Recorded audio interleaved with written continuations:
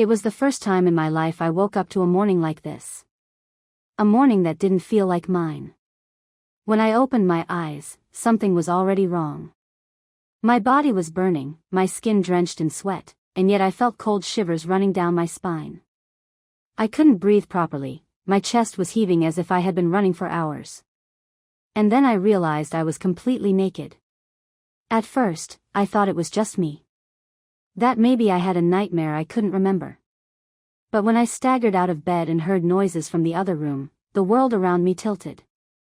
My boyfriend was there, in his own room, in the exact same condition, naked, drenched in sweat, shaking uncontrollably as if he was still caught inside the dream. That's when the fear truly set in. How could two people, in different rooms, wake up like this, at the same time, in the same state? For a few minutes, we couldn't even speak. It was as if the air between us was too heavy to cut through. My mind kept repeating the same questions. What happened last night? Why does it feel like something followed us into the morning? When we finally gathered enough strength to talk, the first thing we asked each other was simple, but terrifying. What did you dream? The silence before the answer was worse than the panic itself. My boyfriend looked at me with wide eyes, and in that moment I already knew. I could see it written all over his face. We had seen the same thing. And when he spoke, my fears became real. In his dream, he was surrounded by people. Men and women, black and white, standing so close that he couldn't move. But none of them had mouths.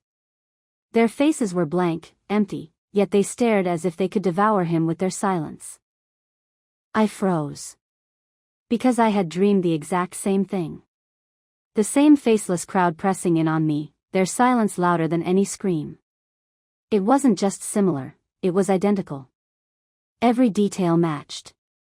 That was the moment I felt we weren't just dealing with a dream. Something else had happened. Something we couldn't explain.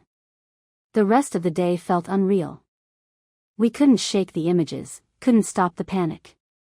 Every time I closed my eyes, I saw them again, those people with no mouths, moving closer and closer.